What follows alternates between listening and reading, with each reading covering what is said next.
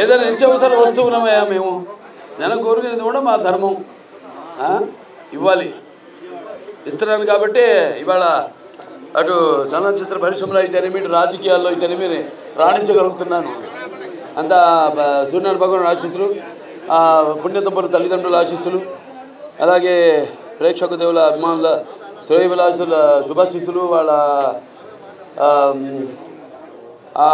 ఆశీస్సులు వాళ్ళ అండదండలు ముందుగా అందరికీ పాత్రికేయులందరికీ ఇక్కడికి ఇచ్చేసిన అందరికీ ఒక తుళ్ళూరు అని కాదు తుళ్ళూరులో మొత్తం 18 పంచాయతీలు ఉన్నాయి అలాగే హెడ్ క్వార్టర్సు అలాగే చుట్టుపక్కల ప్రాంతాల నుంచి కూడా అందరూ ఇక్కడికి విచ్చేసిన ప్రజానికానికి అయితేనేమి అలాగే ఇక్కడ అభిమానులకి అయితేనేమి అందరికీ ముఖ్యంగా ఇవాళ ఈ కార్యక్రమానికి విచ్చేసిన మన ఆంధ్ర రాష్ట్ర మున్సిపల్ అడ్మినిస్ట్రేషన్ మంత్రివర్యులు నారాయణ గారికి అలాగే ఆంధ్ర రాష్ట్ర ఆరోగ్య శాఖ మార్చులు సత్యకుమార్ యాదవ్ గారికి అలాగే ఇంకా స్థానిక ఎమ్మెల్యే వస్తున్నాను ఏలూరు శ్రావణ్ కుమార్ గారికి తాడికొండ ఎమ్మెల్యే తెనాలి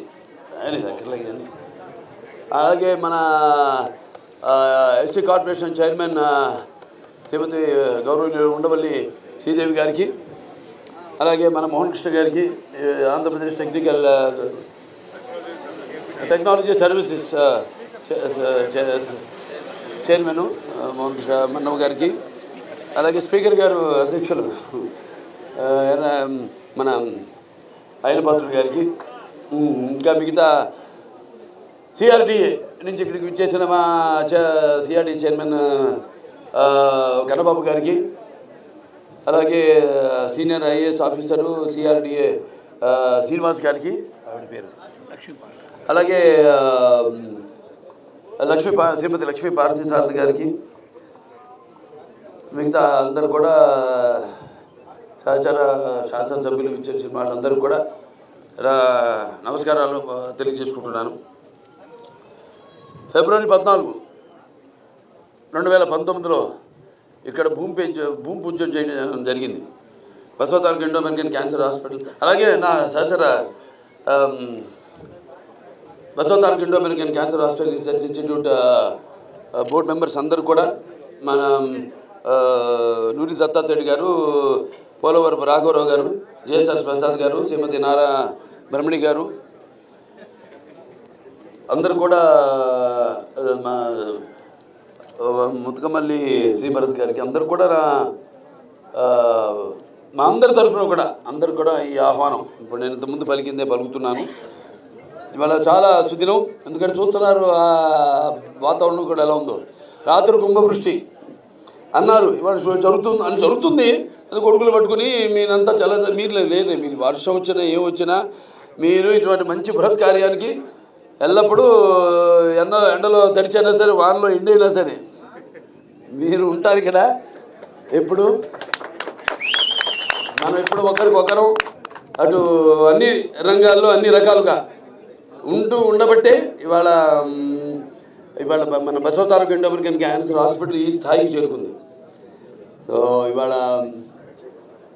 బ్రహ్మాండంగా ప్రకృతి కూడా రాత్రి కురిసింది ఏమంటామంటే blessings of showers of blessings అంటే కురిపించేది తన ఆశీస్సులు భగవంతుడు ప్రకృతి రూపంలో వర్షం రూపంలో అలా కురిపించాడు భగవంతుడు. నేను ఎప్పుడు అదే నమ్ముతాను. నేను మన షూటింగ్ కూడా వెళ్ళాను, ఖండాకి అదేది రంపచోడవరం అడితే గల మోతిగూడెం లోవర్ సీనియర్ ప్రాజెక్ట్ వెళ్తే వర్షం పడతాను, భయంకరమైన వర్షం. అది జరుగుతుందా జరగదా, ఇంత దూరం వచ్చావు, చాలామంది ఆర్టిస్టులు అందరూ కరెక్ట్గా మంచి ముహూర్తంలో బయలుదేరు అనుకున్నట్టే అయిపోయింది షూటింగ్ అక్కడ.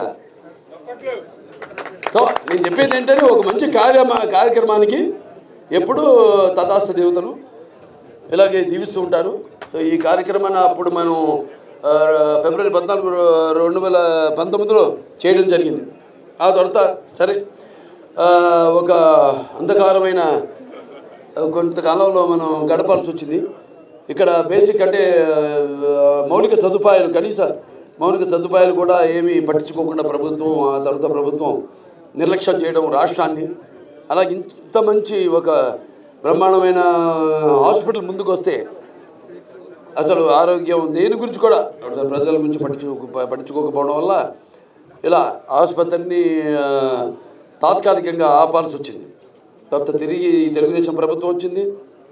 అలాగే మన ప్రియతమ ముఖ్యమంత్రి వర్యులు నారా చంద్రబాబు నాయుడు గారి దృష్టంతో కూడా మన ఆరోగ్యం, పేదల సంక్షేమం ఏదైతే నాన్నగారు అన్నారో, ప్రజల దేవుడు సమాజమే దేవాలయం అందులో నేను గర్చకుండని, అలా ఆయన కూడా అన్నీ ఈ మౌలిక సదుపాయాలు అయితేనేమి అన్నీ ఇవి కేవలం ఈ ఒక్క ప్రాంతానికే కాదు, అన్ని ప్రాంతాలు కూడా మా హిందూపురం ఉంది, అక్కడ పారిశ్రామిక వాడ అప్పుడు నాన్నగారు స్థాపించింది. అలాగే దాన్ని అభివృద్ధి చేయడం కోసం పూర్తిగా నేను కలిసి మొన్న ఢిల్లీ కూడా వెళ్ళడం జరిగింది. నేను అందరిని కలవడం జరిగింది. మనోహర్ లాల్ గారు, ఖట్టర్ గారిని అయితేనేమి, పూరి గారిని అయితేనేమి, పవర్ మినిస్టర్స్, అలాగే వీళ్ళందరినీ కలవడం. తర్వాత అక్కడ కూడా మేము మన ఆసుపత్రి గురించి చెప్పడం, తోచినంత మా వాడు కూడా సహాయ సహకారాలు. ఈ ఆసుపత్రి నో లాభాపేక్ష ఆసుపత్రి కాదు, తెలిసింది అందరికీ. ఇది నో ప్రాఫిట్ నో లాస్, అంటే దాతల మీదే మేము ఆధారపడి ఉంటాం. అలా నాకంటే ముందు పనిచేసిన వాళ్ళు ఎవరైతే ఉన్నారో, ఎవరైతే చైర్మన్స్ ఉన్నారో, లేకపోతే బోర్డు మెంబర్స్ ఉన్నారో, ముఖ్యంగా కోడెల శివప్రసాద్ గారిని ఈ సందర్భంగా తలుచుకోవాలి. ఆయన మొట్టమొదటి ఫౌండర్ చైర్మన్ ఈ ఆసుపత్రికి. దాని తర్వాత వెంకటేశ్వర్లు గారు, కాకతీయ సిమెంట్స్ జేఎస్ఆర్ ప్రసాద్ గారు మామగారు, ఆయన ఇచ్చిన ఆర్థిక సహాయం.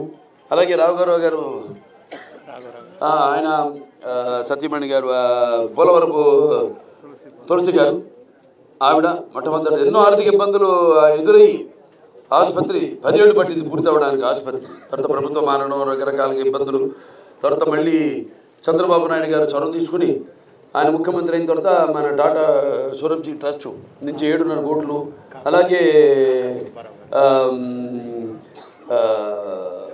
మన ఎంపీ ల్యాడ్స్ ఇవన్నీ కూడా సమకూర్చి ఆసుపత్రిని పూర్తి చేసి మళ్ళీ నాటి ప్రధానమంత్రి గారైన అటల్ బిహారీ వాజ్పేయి గారి చేతుల మీదుగా 2000లో ఈ హైదరాబాద్ ఆసుపత్రిని మనం ప్రారంభించడం జరిగింది. అంటే 1989లో నాన్నగారు దానికి భూమి పూజ చేశారు. తర్వాత ఆసుపత్రి దినదిన అభివృద్ధి చెందుతూ ఇవాళ భారతదేశంలోనే ఎన్నో ప్రభుత్వ లేకపోతే స్వచ్ఛంద సంస్థల యొక్క అవార్డులు.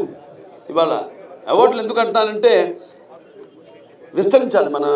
మనం ఏం చేస్తున్నామో మన సేవలు విస్తరించాలంటే అన్నీ అవసరం మనకి. అక్కడ వెళ్ళే అంటే మనం ఒక గోపస్థ మండుగంగలా కాకుండా అలాంటి అవార్డులు బ్రహ్మాండమైన, అలాగే దేశంలోనే 3-4 స్థానంలో ఉన్నాయి మనం. ఇవాళ అత్యుత్తమ క్యాన్సర్ హాస్పిటల్, ఒట్టి క్యాన్సర్ సింగులర్ స్పెషాలిటీ హాస్పిటల్లో. సో ఇవాళ అలాగే మనం ఏ విషయంలో కూడా పేదవాడు ఏదైతే మా అమ్మగారి కోరుకుందో, ఆవిడ శుభైకమైనప్పుడు లింగైకమైనప్పుడు ఈ యొక్క ఆసుపత్రి ఈ యొక్క వైద్యాన్ని తక్కువ ఖర్చుతో అందించాలి పేదవారికి. అలాగే అత్యుత్తమ అంతర్జాతీయ ప్రమాణాలతో కూడిన వైద్యాన్ని అందించాలి అన్న ఆవిడ కోరిక. ఇలా రూపం దాల్చి నాన్నగారు దాన్ని మరి అప్పుడు కోడెల శివప్రసాద్ గారిని పిలిపించి, నాకు తెలియదు మొదలు పెడుతున్నాం మనం ఆవిడ పేరుతో బసవతారకమ్మ అని ఆనాడు ఆసుపత్రి. అలాగే ఈరోజు ఆసుపత్రి కూడా దినదినాభివృద్ధి చెందుతూ ఇవాళ ఏ ఒక్క కార్పొరేట్ హాస్పిటల్కి వాటికంటే ఎక్కువ సేవలు అందిస్తూ స్వచ్ఛందమైన సేవ, నాణ్యమైన వైద్యం. ఇవాళ ఎక్విప్మెంట్ విషయంలో అయితేనేమి ఏ విషయంలో మనం కాంప్రమైజ్ కాకుండా ఇవాళ మొన్నే అదే వేరియాన్ మన లీనియర్ యాక్సిలేటర్ అంటాం, రేడియేషన్, దాన్ని అది మొత్తం మన సౌత్ ఈస్ట్ ఏషియాలోనే 6 ఉన్నాయి మన దగ్గర లీనియర్ యాక్సిలేటర్స్. మనం లేటెస్ట్ 10 కోట్లు పెట్టి కొన్నాం. అలాగే రోబోటిక్ సర్జరీ 3rd జనరేషన్ నుంచి 4th జనరేషన్కి వెళ్ళాం. ఏ విషయంలో కూడా క్యాత్ ల్యాబ్ అయితేనేమి. అలాగే మన దగ్గర ఊరు పర్యటించి జనంలో అవగాహన తీసుకోవడం కోసం ఆనాడు మొట్టమొదట శ్రీమతి తులసి పోలవరపు గారు ఆవిడ ఆర్థిక సాయం చేసి ఒక మొబైల్ క్లినిక్ స్టార్ట్ చేసాం. మన భారతదేశంలోనే ఇది ఒక్క ఆసుపత్రి మొబైల్ క్లినిక్లో మ్యామోగ్రఫీ ఉంది. అంటే ఆడవాళ్ళకి బ్రెస్ట్ క్యాన్సర్ డిటెక్షన్ కోసం, స్క్రీనింగ్ కోసం. అలాగే 3 ఉన్నాయి ఇప్పుడు మా దగ్గర. అలాగే దాంట్లో ఎక్స్రే అయితేనేమి, అల్ట్రాసౌండ్ అయితేనేమి, ఇవన్నీ కూడా ఎప్పటికప్పుడు మా డాక్టర్లు అందరూ, మా నూరి దత్తాత్రేయుడు గారు ఉన్నారు ఇక్కడ, అక్కడ అమెరికాలోనే 10 సార్లు అత్యుత్తమ క్యాన్సర్ వైద్యుడిగా ఆయన ప్రశంసలు పొందారు అమెరికా ప్రభుత్వం నుంచి. ఆయన మాకు సైంటిఫిక్ అడ్వైజర్గా ఉంటూ అటు తెలంగాణ, ఆంధ్ర రాష్ట్రాలు కూడా ఆయన సలహాదారుడుగా క్యాన్సర్ వైద్యంలో సలహాదారుగా ఉంటూ మాకు సైంటిఫిక్ అడ్వైజర్గా ఉంటాం. మా బోర్డు మెంబర్గా ఉండడం మాకు ఎంతో గర్వకారణం, ఎంతో ఆనందం. ఇలా ఈ ఆసుపత్రి శరవేగంలో పూర్తి చేస్తాం. ఈ మొదటి విడత 500 పడకల ఆసుపత్రితో మొదలు పెడుతున్నాం. మొత్తం 1000 పడకల ఆసుపత్రి. ఈ మొదట విడత 750 కోట్ల రూపాయలతో మేము స్టార్ట్ చేయబోతున్నాం. ఎక్కడి నుంచి వస్తున్నప్పుడు అంటే మంచి దీనికి ఒక సంకల్ప బలీయంగా ఉంటే ఇవాళ ప్రకృతి పులకరించినట్టే, సహకరించినట్టే అందరు దాతలు ముందుకు వస్తారు. ఈ ఆసుపత్రి వస్తూనే ఉన్నారు, వస్తారని కాదు. విదేశాల్లో ఎక్కడికి వెళ్ళినా కూడా, నేను అమెరికా వెళ్ళిన, ఆస్ట్రేలియా రమ్మని ఆహ్వానాలు వాళ్ళు ఈ ఆసుపత్రిలో మేము కూడా పాల్పంచుకుంటామండి, మాకు అవకాశం ఇవ్వండి. అప్పుడు మొదలుపెట్టినప్పుడు కొంతమంది మేము పుట్టలేదు, కొంతమంది ఏమో ఏదో వృతాభక్తి చేసాం. ఇప్పుడు పెద్ద ఎత్తున మేము అందరం కూడా ఉన్నాం, మీకు సహాయం మేము చేస్తామని వాళ్ళందరికీ నా దాతలందరికీ నా కృతజ్ఞతలు తెలియజేసుకుంటాను. అలాగే అటు నెక్స్ట్ విడతలో మళ్ళీ ఒక 500 పడకల ఆసుపత్రి విస్తరించి, ఇది మొదటి విడత 2028కి పూర్తి అవుతుంది. తప్పకుండా పూర్తి అవుతుంది ఆ భగవంతుడి ఆశీస్సుల వల్ల. అలాగే 2 రాష్ట్రాల ముఖ్యమంత్రులకి నా కృతజ్ఞతలు తెలియజేసుకుంటున్నాను. అటు తెలంగాణ, ఇటు ఆంధ్ర రాష్ట్ర మా ముఖ్యమంత్రులందరూ కూడా వాళ్ళు ఇస్తున్న సహాయ సహకారాలకి, అలాగే సెంట్రల్ గవర్నమెంటు, కేంద్ర ప్రభుత్వానికి కూడా నా కృతజ్ఞతలు తెలియజేసుకుంటున్నాను. ఇలా ఈ సేవలు ఇలాగే విస్తరించుకుంటూ పోయి ఇవాళ అవసరం ఉంది. ఎందుకంటే ఇంతకుముందు గుండెపోటు అది ప్రధాన వైద్య రోగంగా ఉండేది. ఇవాళ దాన్ని కూడా అధిగమించి ఇవాళ క్యాన్సర్ అనేది మొదటి స్థానంలో ఉంది. ఇవాళ రోగుల సంఖ్య పెరుగుతుంది. దేనివల్ల అనేది మా దగ్గర రీసెర్చ్ అండ్ డెవలప్మెంట్ వింగ్ కూడా ఉంది. అందుకే అన్న Basavataraka Indo American cancer hospital and research institute అని మా దగ్గర బోన్ మ్యారో ట్రాన్స్ప్లాంటేషన్ ఉంది, కార్డ్సెల్ చేస్తాం. ఇక్కడంతా మనకి 30,000, 25,000, 30,000 అయిపోతుంది. అదే విదేశాలకు వెళ్తే 2.5-3.5 లక్షలు అవుతుంది, 2.5 కోట్లు అవుతుంది. మనకి 30 లక్షలు కార్డ్సెల్. ఇవన్నీ ఎక్కడికక్కడ మనం దేంట్లో ఏ విషయంలో అటు కాంప్రమైజ్ కాకుండా అప్డేట్ చేసుకుంటూ, ఎందుకంటే అవగాహన కూడా పెరిగిపోయింది, వాళ్ళ ప్రపంచం పుంజుకుపోయింది. దాంట్లో మనం చూస్తాం ఇన్స్టాగ్రామ్ అయితేనేమి, ఫేస్బుక్ అయితేనేమి, వాట్సాప్ అయితేనేమి, వీటన్నిటితో అందరికీ అవగాహన బాగా కలుగుతుంది. ఆ అవగాహనకు తోడు అవగాహన వాళ్ళకి కలుగుతుందని కాదు, కానీ మా మొదటి ఉద్దేశం కూడా అదే. ఎప్పుడు నేను అన్నాను, మా అమ్మగారి కోరిక అంతర్జాతీయ ప్రమాణాలకు తగ్గకుండా వైద్యాన్ని అందరికీ అందించాలి. సో దాంతోనే మేము ముందుకెళ్తున్నాం. ఎటువంటి విషయాల్లో ఎటువంటి కాంప్రమైజ్ కాకుండా, వెనకాడకుండా. సో ఈ ఆసుపత్రి కూడా త్వరగతిని పూర్తి చేస్తాం. తప్పకుండా ఈ యొక్క మా సేవల్ని ఇక్కడ ఆంధ్ర రాష్ట్రంలో కూడా, కేవలం ఆంధ్ర రాష్ట్రం నుంచే కాదు, మన అన్ని రాష్ట్రాల నుంచి వస్తున్నారు మాకు పేషెంట్లు. పక్కన కర్ణాటక కానీ, ఒరిస్సా కానివ్వండి, మహారాష్ట్ర కానివ్వండి, మొత్తం అన్ని పక్క రాష్ట్రాలన్నింటి నుంచి కూడా ఇవాళ మరి అందిస్తున్న సేవలకి మంచి గుర్తింపు పొంది అందరూ కూడా ఇక్కడికి వస్తున్నారు. మేము ఇక్కడ ఉచితమైన సేవలు చేయడమే కాదు, మరి దారిద్ర్య రేఖ దిగువ ఉన్న వాళ్ళ పేదలకు బసవతారక నిధి అని పేరు పెట్టి దాంతో వాళ్ళందరికీ ఉచితంగా వైద్యం చేయడం జరుగుతుంది. అలాగే వైట్ కార్డ్ హోల్డర్స్కి కన్సెషన్స్ ఇవ్వడం, లేని వాళ్ళకు కూడా కన్సెషన్స్ ఇవ్వడం. అలాగే మా ఆరోగ్యశ్రీ వార్డ్స్ ఉన్నాయి అన్ని ఆసుపత్రుల్లో. మామూలుగా ఇట్లా కార్ షెడ్లో పడేయడమో, కారిడార్స్లో పడేస్తారు. మన దగ్గర అయితే 7 ఏసీ వార్డులు మేము కేటాయించాం వాళ్ళకి. ఇలా 40% మనం ఉచిత వైద్యం చేస్తూ, అటు ఇంటర్నేషనల్ బ్లాక్ కూడా ఉంది, ఇంటర్నేషనల్ మెడికల్ టూరిజంను కూడా డెవలప్ చేస్తూ, అట 2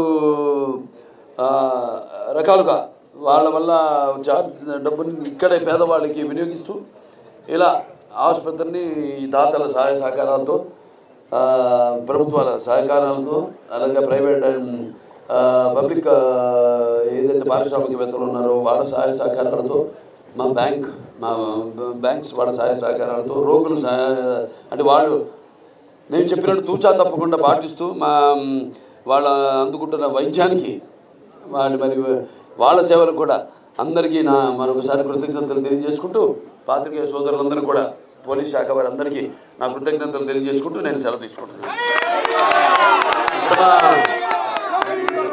మా బోర్డు మెంబరు సైంటిఫిక్ అడ్వైజరు నూరి దత్తాత్రేయుడు గారిని మాట్లాడవలసిందిగా కోరుతున్నాను.